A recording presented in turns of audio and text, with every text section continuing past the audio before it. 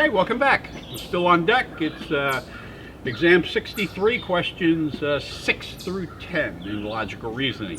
The issue presented, which one of the following is an assumption on which the argument depends? I have a slash mark after the word driver, and that's it. So the issue is I must identify an assumption, which of course requires you to understand what an assumption is. So you have to be familiar with the definitions. Okay. A transit company's bus drivers are evaluated by supervisors riding with each bus. The slash mark tells me to stop. I got it. Drivers complain that this affects their performance. But because the supervisors present affects every driver's performance, those drivers performing best with the supervisor aboard will likely also be the best drivers under normal conditions. So that's my conclusion. The conclusion is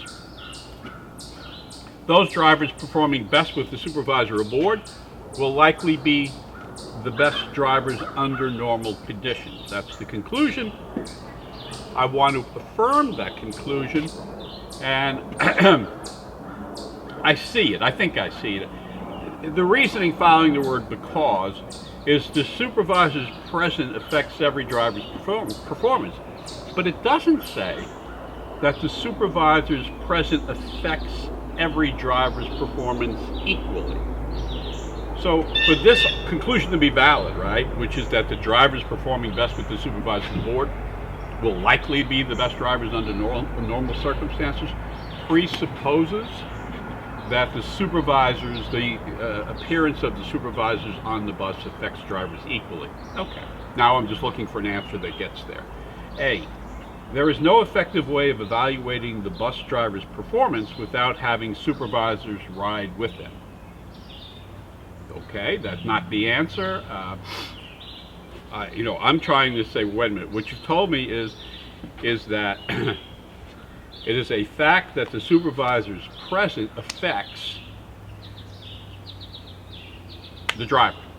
And then you've said because of that, because the supervisor's present affects the driver's performance is likely to be the same with or without the supervisor. So A's not getting me there. B, the supervisors are excellent judge of a bus driver's performance. That's not really relevant whether they're an excellent judge or not. The question is, will the driver drive the same when the supervisor is not present? That's the issue.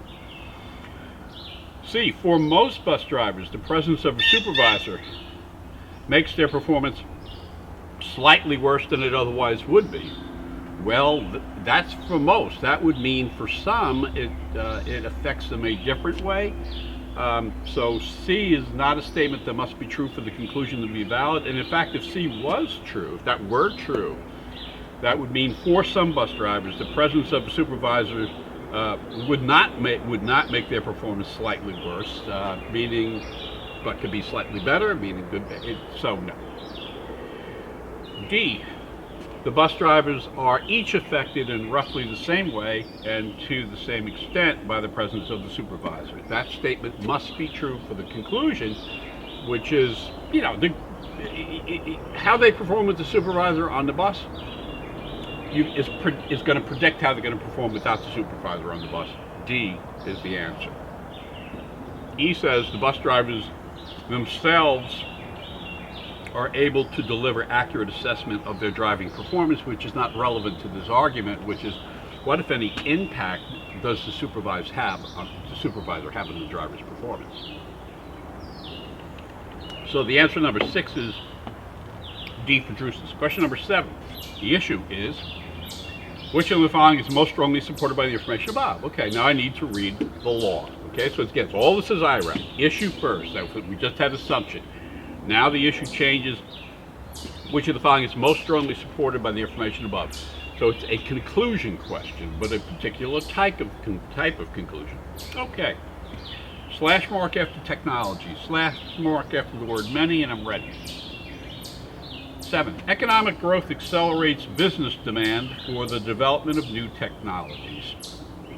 Okay, so the economic growth accelerates business demand for development of new technology. So I see economic growth accelerating demand, more specifically, demand for new technology.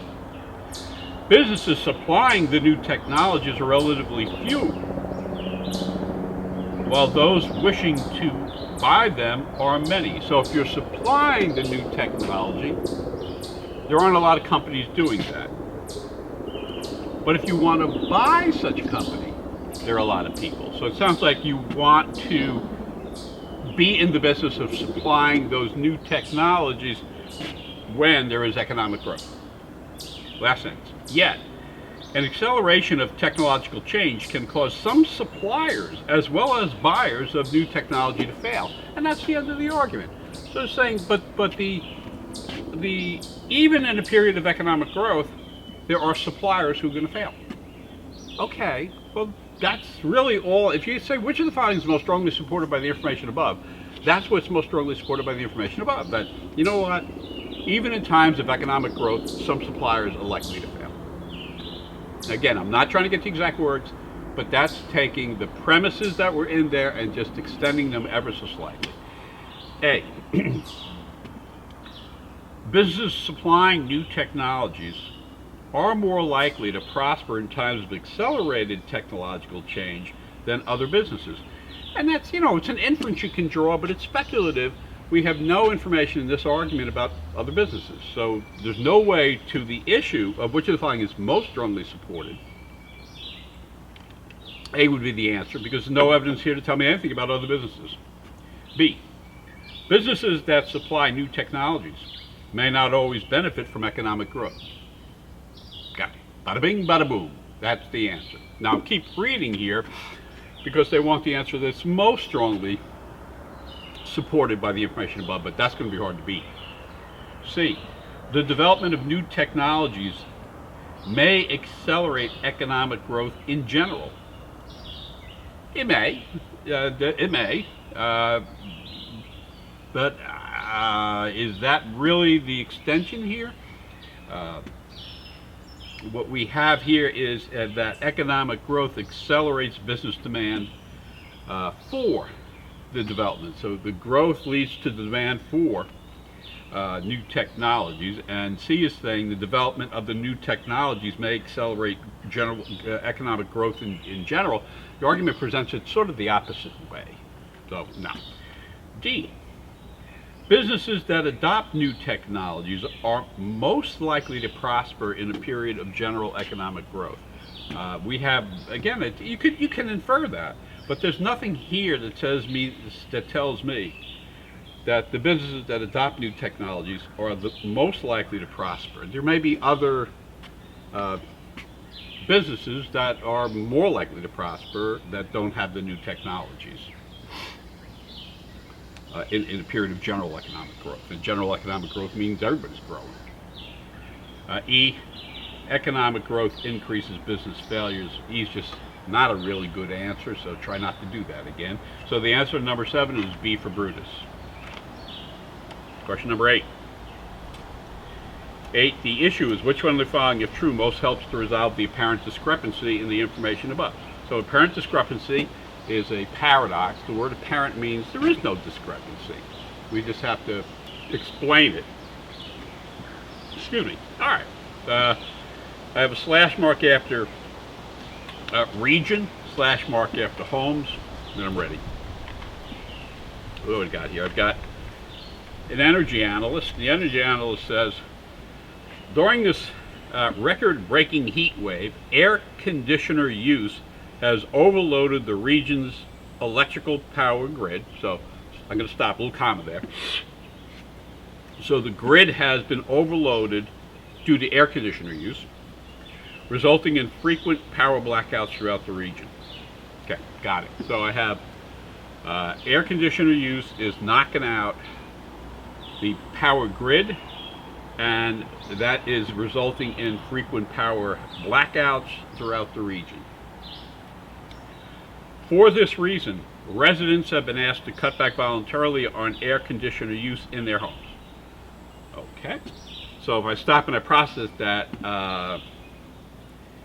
I'm worried about air conditioner use overloading the power grid, and what B is saying, because we have that, residents have been asked to cut back voluntarily in their homes. Okay, and that is a source of air conditioning. There would be more sources of air conditioning in addition to that, but okay, that's a source. But even if this request is heated, blackouts will probably occur unless the heat wave abates.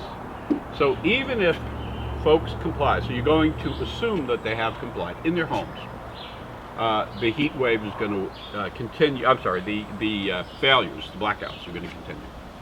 So you step back and say, so whatever happens in the home is inadequate. I mean, I don't know where they're going with this, but I can tell you this. You didn't do enough by just having people in their homes cut back in their air conditioning use. Okay, A. Air conditioning is not the only significant drain on the electrical system in the area.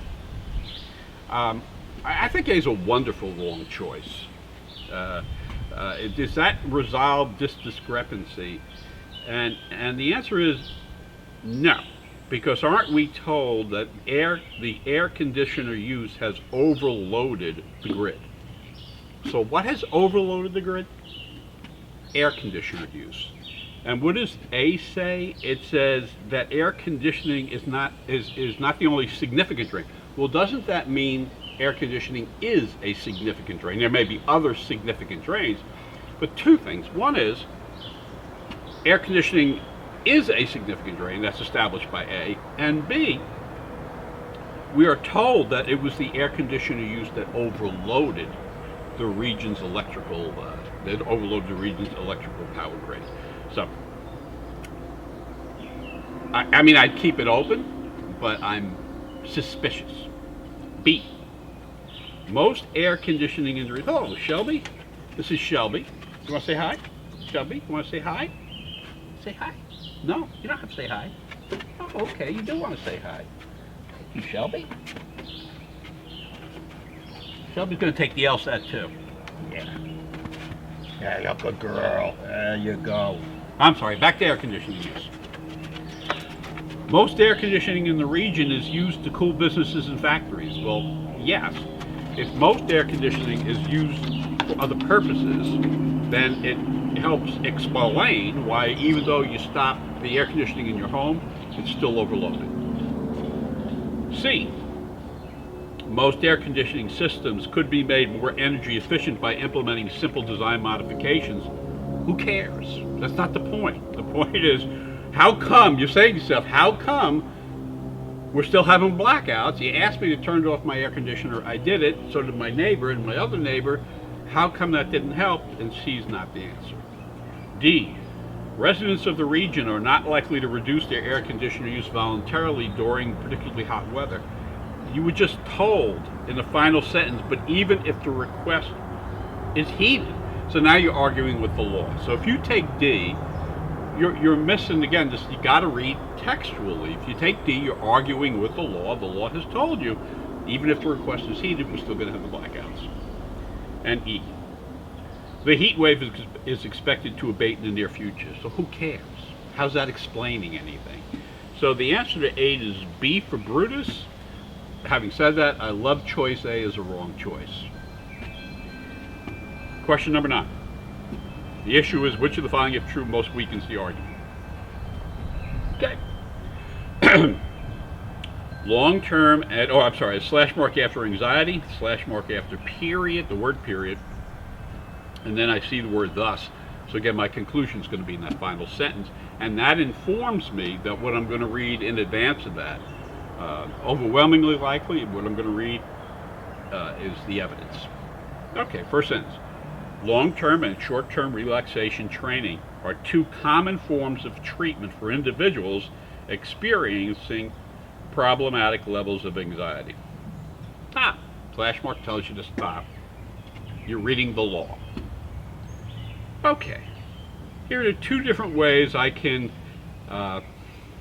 be treated for anxiety. Next sentence. Yet studies show that on average, regardless of which form of treatment one receives, symptoms of anxiety decrease to a normal level within the short-term training period. Stop. You don't argue with the law, you just say, okay. So whether I take the long-term techniques or I take the short-term techniques, evidence shows that the time it took to complete the short-term techniques, the anxiety, the level of anxiety decreased to a normal level. Thus, meaning the person doing the reasoning has now said, okay, I have enough evidence. Based on that evidence, here you go. For most people, the generally more expensive long-term training is unwarranted. Stop. You said, what is the issue here? The issue is I want to weaken this. What am I weakening? I'm weakening the conclusion that the long-term training is unwarranted, and therefore I'm also attacking the reasoning that that's because levels of anxiety return to normal after you finish the short term.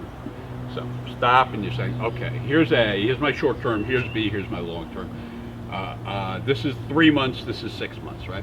But what I find is you return to a stable level of anxiety in 3 months, no matter which one you're in, and therefore you don't have to bother with the long. And that's wrong. You do have to bother with the long. So, say, okay, how do I weaken that? Well, maybe there's this is maybe you get to a level but you don't stay at a level. Maybe you get to the level but something else pops up. So I mean, I'm done, but what I'm looking to do is to weaken the conclusion that because of that there's no use here for the long-term treatment. Okay, let me see what words the writer uses. A decrease in symptoms of anxiety often occurs even with no treatment or intervention by a mental health professional. Well, the conclusion here is that most people, the generally more expensive long-term training is unwarranted. Would that strengthen that? Because now you're saying really you don't need anything, right? Just go to sleep for 3 months and you're fine.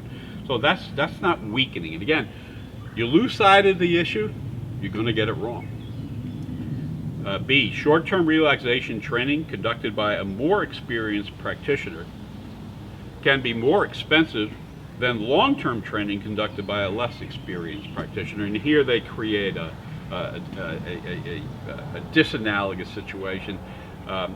And that doesn't change, that doesn't weaken the conclusion, right? That most people should generally avoid basically the more expensive long-term training. How does that doesn't give me any guidance on why I should generally, not always, generally. Whereas, here in B you're saying, well, there are instances, right, where the short-term training can be more expensive. Okay, but the conclusion is that, for most people, generally, so it's not, B is not weakening, it's C. Recipients of long-term training are much less likely than recipients of short-term training to have recurrences of problematic level of anxieties, and that for sure weakens the argument. Because you're saying there's a long-term benefit. You're saying, yeah, everybody agrees that 3 months, 6 months, after 3 months you return to normal, but then they look out 9 months. And after 9 months, what they're finding is the folks who went for 6 months have a lower level of anxiety over a longer period of time. And that would absolutely weaken the argument not to take the long-term stuff. D, the fact that an individual thinks that a treatment will reduce his or her anxiety tends in the end itself to reduce the anxiety. Well, then why would you pay more? Because no matter where you go, once you think it's helping, and it helps, so that would not weaken the argument, that would strengthen the argument not to pay extra for long term. And E, short-term relaxation training involves the teaching of a wider variety of anxiety combating relaxation techniques does the long term. Well, then take the short term. Okay, so that again, that's not weakening the argument if you take, again, the argument being, stay away from the long term is unwarranted, and we want to actually defend the long term. So E is not defending the long term, and the answer for 9 there is C for Caligula. Now let's close out here on number 10. Number 10, the issue is which one of the following most accurately expresses the conclusion drawn by the editorialist argument. Okay, see what conclusion. The conclusion is the thing being explained. The explaining is the reasoning. So let's see, what is being explained? Where is the apex of this? Where does this stop? Editorial. Many critics of consumerism insist that advertising persuades people that they need certain consumer goods when they merely desire them. Okay, so that's the first sentence. I have slash mark. I'm sorry, slash mark after the word them, slash mark after the word these. I get to my first slash mark here, and I have it. This is an editorial, right? So it's written by some party, and that person says there are critics of consumerism, right? And they insist, those critics insist, that advertising persuades people that they need certain goods when they merely desire them. That's what the person writes. The person could be right, the person could be wrong. Okay. Here's the editorial. However, this accusation rests on a fuzzy distinction between wants and needs. And I have a slash mark, tells me to stop. Well, hang on a second. Now, the first sentence has been characterized as an accusation by whoever wrote the editorial. So right now, the conclusion is the person who wrote the editorial is claiming that the accusation raised in the first sentence rests on a fuzzy distinction between wants and needs. Okay, and there's the third sentence. In life, it is often impossible to determine whether something is merely desirable or whether it is essential to one's happiness. So the third sentence lends support to the second sentence. The second sentence characterizes the first sentence. So if you're looking for a conclusion, what's being explained here is why it's a fuzzy distinction. That's what's being explained. So they can use whatever language they want, but the heart of it is in that second sentence, that the critics are relying on a fuzzy distinction. Answer choice A. The claim that advertising persuades people that they need things that they merely want rests on a fuzzy distinction. Bye-bye. I mean, I'm gone. If they ask me to identify the conclusion drawn by the argument, there can only be one answer choice that provides the conclusion drawn by the argument, and that's it. Now, if you want to continue your descent into hell, we'll continue. B. Many critics of consumerism, beats me, many critics of consumerism insist that advertising attempts to blur people's ability to distinguish between wants and needs. Okay, well that's the first sentence, but that's not the conclusion. The conclusion is that that's an accusation that rests on a fuzzy distinction. So, no. C. There is nothing wrong with advertising that tries to persuade people that they need certain consumer goods. Beats me, but that's not the conclusion of this argument. D. Many critics of consumerism fail to realize that certain things are essential to human happiness. Again, it's not the conclusion of this argument. The conclusion of this argument is this distinction rests on the accusation rests on a fuzzy distinction. And E, critics of consumerism often use fuzzy distinctions to support their claim. Now, look at A and look at E, and E is saying specifically the claim raised in the first sentence rests on a fuzzy distinction. Right? E says nothing about the claim. It just says critics of consumerism often use fuzzy distinctions to support their claims. I don't know if they often use them. I do know That's not the main conclusion. That's not the conclusion. Is this author said there is a fuzzy distinction. They defend that it's fuzzy distinction with the third sentence. So the answer here is A for Augustus.